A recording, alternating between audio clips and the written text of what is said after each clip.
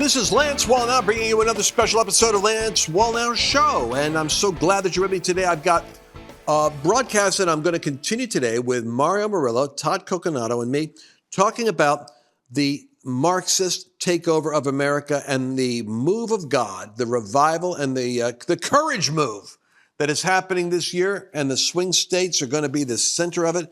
Whoo, boy, have we got a show. We're going to pick it up, actually. It's part 2 from yesterday. But before I go a step further, I want to share with you a special report given to me by a fellow that I look to for insight on politics, debt, inflation, and investment. He just wrote to me something. He said, the longer gold sits below 2,000, the more energy builds within it as people look for a way to hedge against the political insanity of 2024. He tells me here that everyone's listening to him is really well positioned in their commodity portfolio. He suspects that gold could easily spike to $2,500 an ounce, and if not, may even overshoot to $3,000, and silver will likewise follow because they go together. Now, I'm not an expert in these things. It's why I study the advice of experts. But I'm telling you right now, you need to go to lancewallnau.com/Birch. Because you have to start somewhere. And if the dollar is on fire, the American economy is shaken, and Lord, how anything could happen in 2024, you want to have at least this peace of mind, that your family, your investments, your wealth, your retirement, your IRA is positioned in a place that will only be stable when everything shakes. And that's the Birch Gold and Silver scenario. Go to lancewallnau.com/Birch. Get the 20-page report. You'll be glad you did. Now let's get into the battle over America and the great conflict of Christian nationalism. You're going to love this show. You know, I was going to write a blog entitled Donald Trump Cannot Save America, which is a big reason to vote for him. Because the purpose of a Donald Trump presidency is not to the church to hand over the responsibility to Donald Trump. The only thing that's going to save America is a moral awakening. That's the only thing that's going to save America. So, Lance, I want to ask you, you know, I really believe the devil is not just working from the left, but he's also working from within our own camp to keep Christians from being unified. And there's these silly misnomers that are constantly being thrown out. And I just want to give an example. There is a Christian movement that is fighting Trump, and nobody's ever heard of them. They're not well-known Christians, but suddenly they have visibility and they're well-funded, and we need to follow the money.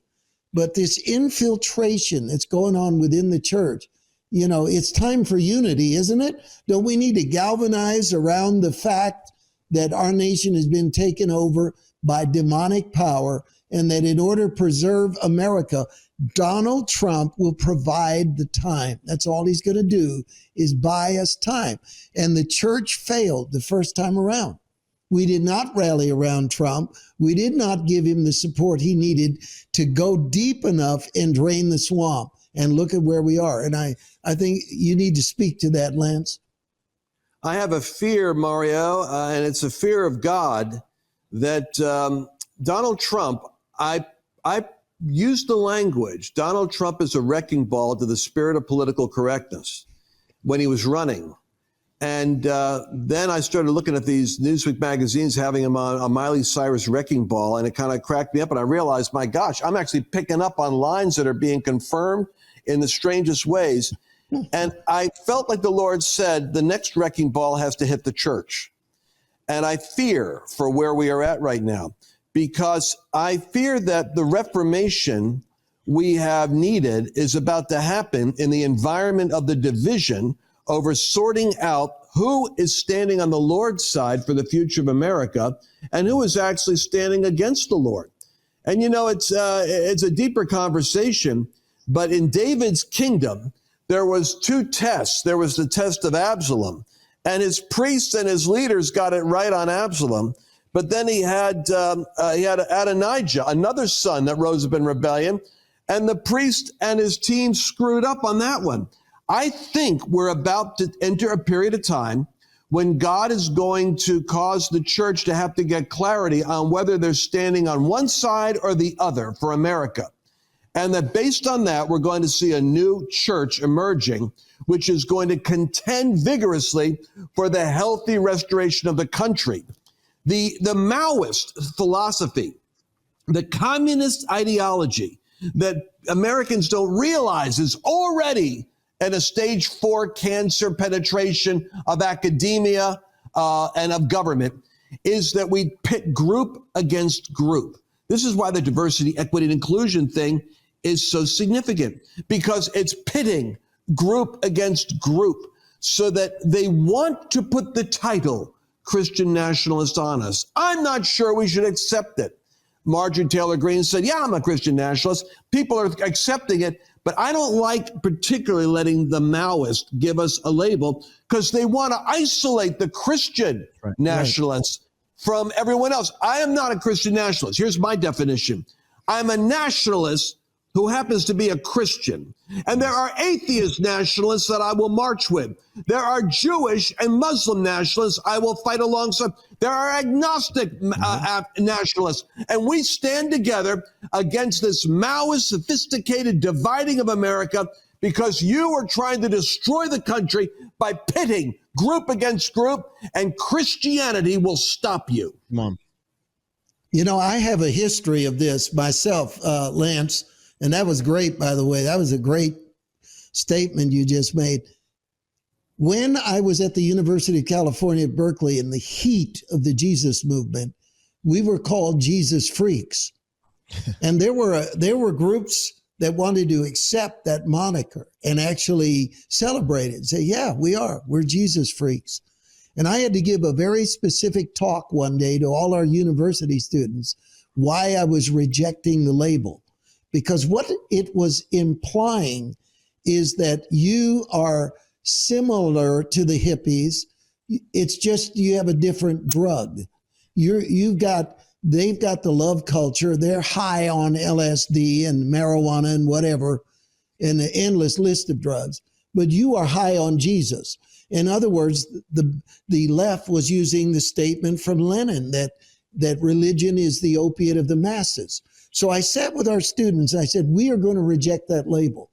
We're not going to accept that label because Christ did not make me a freak, and I'm not high on Jesus. What I am is delivered, set free, in my right mind. My feet are on the ground, and I'm rational. And I agree with you. The same thing applies to the Christian nationalist label. We should reject it as a slur. If anything, you look at me, what am I, a Christian nationalist? No, I'm a Christian rationalist. I'm in my right mind. And in my right mind, I know that God in 1776, on July the 4th, did a miracle. The largest power in the world was defeated by people basically with farm tools and a very amazing general, George Washington. But the fact was, it was the gospel. It was the ability for the people that loved freedom and the Christians who loved God to form a righteous union in terms of creating a system. And that system is worth saving, and it's a Christian thing to save it. So that's why I believe we need to reject the slur of Christian nationalists. Right. I am not a Christian nationalist. That's right. That's good, Mario. Yep. And it's because the Maoist philosophy is to create a kind of oppression Olympics where you identify group against group, and then we become the oppressor in the strange way that Israel suddenly became the oppressor after Hamas goes in, rapes and mutilates 1,200 innocent civilians, and they're celebrated on the United States campuses because the narrative of the left is to say, well, the Jewish people are the oppressors and the Gaza Strip Palestinians are the oppressed, playing into this narrative in America. The completion of Mumford's thesis, I want to make sure I close the loop on this with Frankenstein. Right. That he said, what happens in a nation is, remember, Frankenstein was a corpse put together by different dead parts. But the electricity goes in and shocks him, And he said at some point, there can be a fusion of the demonic ideology with a body that is willing to incorporate it. And then it gets up off the table, slides off, and starts terrorizing the villagers. We had a whole summer of 7 months of terrorized villagers with the first iteration of what it looks like when Trump was in office. I could promise you, if we don't recover control of that operating room up there, the next level of mobilized Frankenstein is going to start coming from government down all the way to persecuting the citizens, because that's what the FBI is doing when they are tracking domestic terrorists, and the terrorist is the conservative Christian. That's it. And now, Todd, you got to, that was powerful. All right. Now we have a new group of Christian organizations forming with unknown preachers that are getting a lot of visibility for their opposition. And what they've done is they've created a synthetic version of the Christian faith that says, in effect, we shouldn't be opposing any of this. We should be like Jesus. We should understand that the MAGA, quote unquote, movement, it has no compassion for the poor. It is not doing the work of God. How do you answer that, Todd? How do you answer that? Yeah, well, first of all, John F. Kennedy today would have been a MAGA person, I believe. So right. This party has got completely radicalized, and so we're talking about the farthest version of the left that's pushing this on the American public right now, and on the world. And the world is watching, by the way. And so we respond and we react by bringing forth truth, and that's why there's censorship. That's why we don't have the debates in the public square like we used to. If you think about it, when Newt Gingrich was speaker, back in those days, and they used to go across the aisle and have debates. That is now squelched. We can't have those debates anymore because the truth is on our side. The facts are on our side. They have to just censor, and filibuster and do everything that they can to not let our voices be heard. And thank God we've gone around the system. We're developing apps. We're going on alternative platforms. Guys like Elon Musk have bought Twitter. So, but if you think about it, think about the voices that were behind Trump in 2016. You got Bill O'Reilly, Tucker Carlson, Alex Jones. So many of these guys have been completely deplatformed, taken off the news. So we've been in this battle for a while. But see, here's the good news, Mario. I think we're battle hardened, and many people are now understanding more of this battle that we're in, and people aren't going to fall for the same nonsense that they've fallen for in the last couple of years. I think a lot of people have awakened, and this is their biggest nightmare. If you think about the Christian nationalist term, what's the opposite of that? We mentioned atheist and all that, but it's globalist. So, when you think about the borders that are being infiltrated, thousands, now millions of people coming across the border, any Joe Schmo on the street, whether they're right or left, they're not going to like their jobs being taken, their cities being overrun by crime. People know that something is inherently wrong in our country. And so this is the problem, is that they don't have the facts. They don't have the data. They don't have anything on their side other than the rules for radicals, where you just keep pushing the same thing over and over again until finally somebody will believe it. That's basically all they can do. And today, this show, we have dismantled a good portion of their narrative, and they don't have anything after this, Mario. And so that's the good thing about this, is that we're on the winning team. Yeah. When you have the Holy Spirit and you're a Christian, you're a man of God, woman of God, you're on the winning team, and we are going to win. And so the biggest thing is not to grow weary in doing good. This is a moment where we rebuild the walls, we restore the foundation, and we understand who we are in Christ. And so here comes another question. Who in their right mind can defend our open border policy? It's a disaster. Who in their right mind can defend our foreign policy, not just the open border, but the foreign policy? What we've become on the stage of the world is a total laughingstock.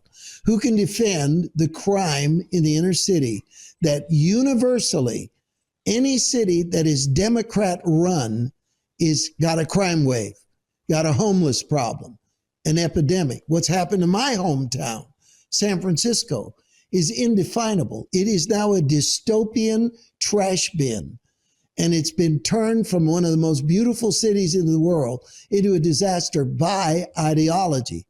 So how do you defend that? How in this election cycle is Biden going to defend that? That's what this is all about. They can't.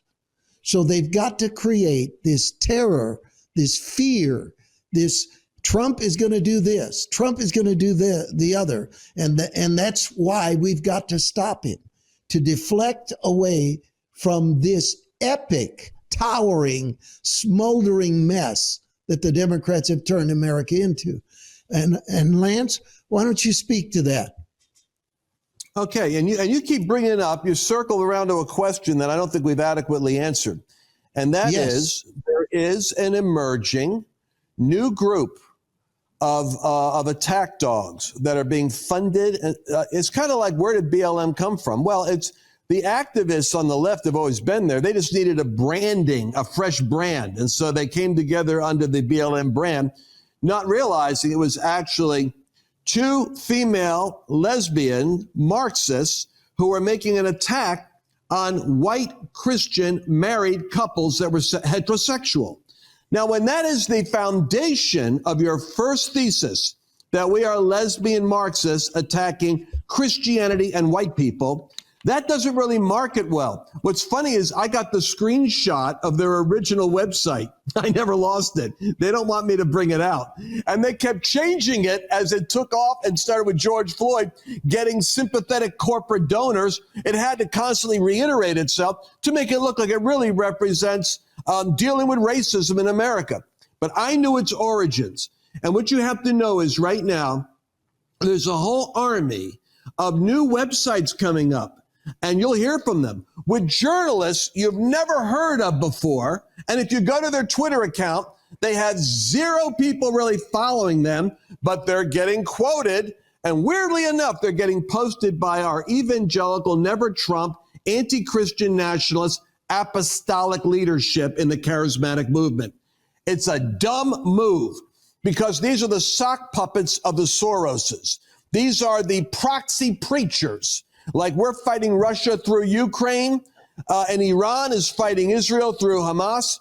These people are funded attack dogs that are propped up by demonic money forces that are there to attack you, slander you, and in a sense fatigue and embarrass the people of God who are not prone to confrontation in the first place. I mean, that's the part that makes me passionate and a little bit agitated. I hate seeing good people bullied.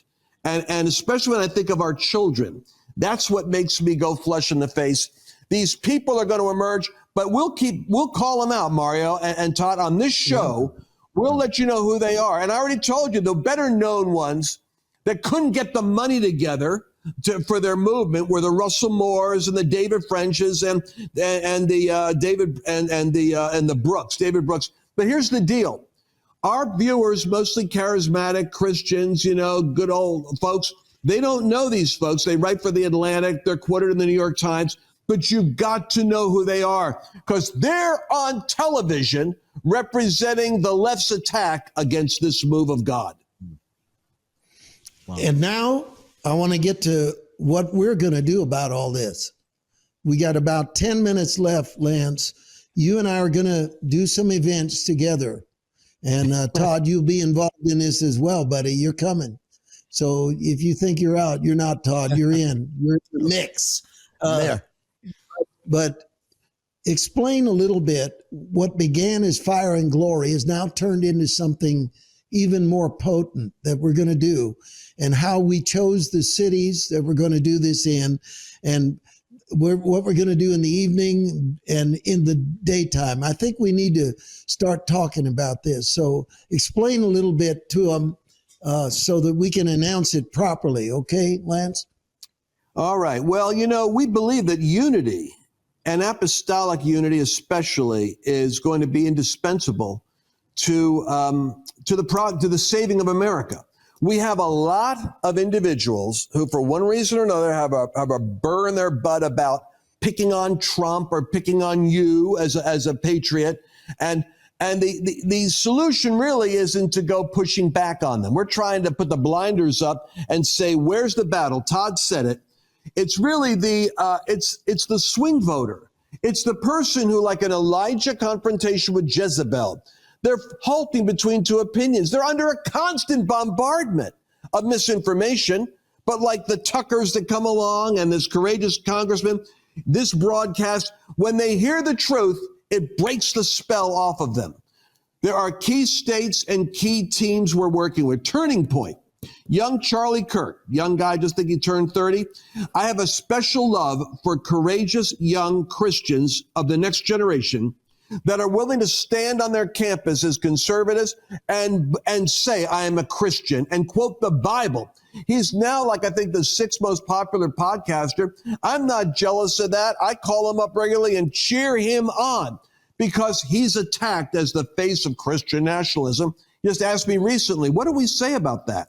That's why I wanted to get with the elders, so to speak, and have a little meeting. The younger generation saying, we're trying to save America. What do we say to these older guys like Russell Moore and David French when they make us look like we're fanatics? I think it's up to us to take our place as elders and stand shoulder to shoulder with them.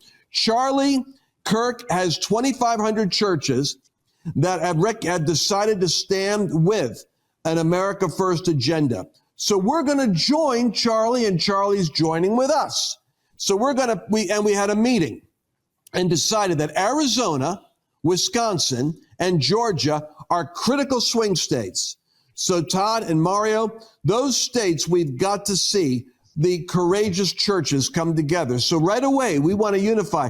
We're not crazy. People can hear us. If you think Tucker's crazy, then maybe we're crazy. But we're really Christian rationalists, and we see the nation in a crisis. Arizona, Wisconsin, Georgia, we're going to have the Courage Tour there. We're working with Turning Point. We're working with other organizations too, Moms for America, Moms for Liberty, Women, Concerned Women for America.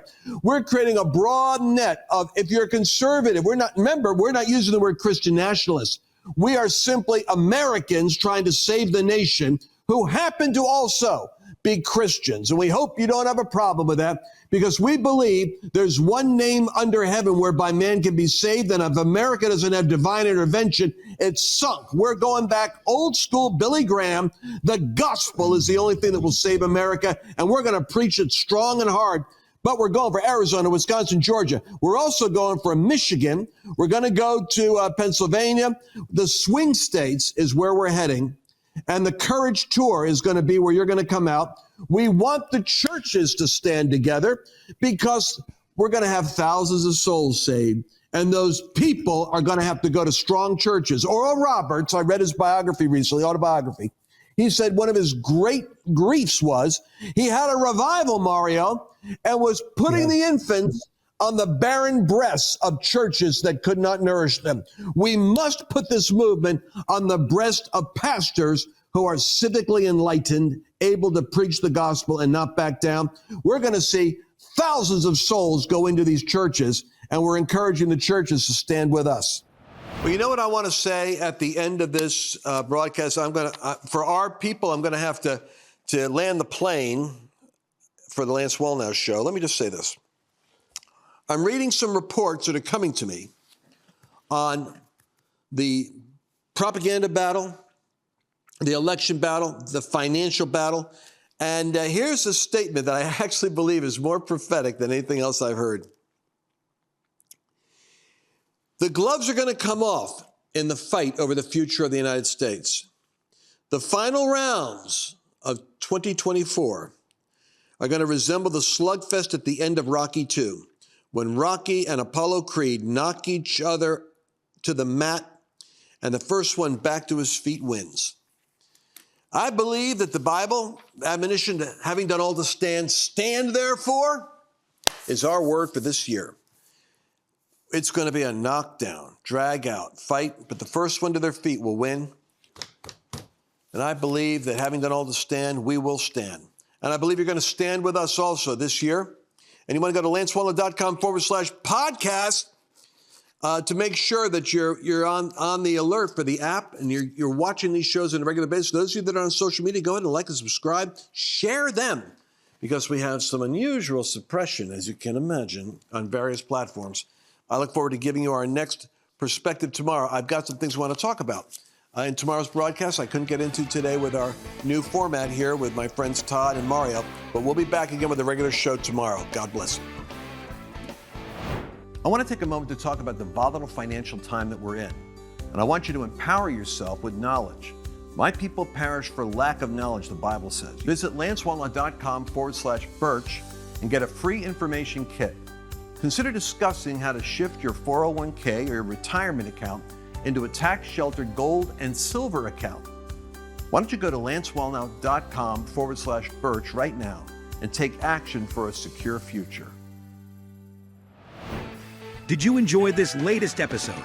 Please remember to share it with your friends, because the more knowledge you have, the better equipped you are to navigate the world.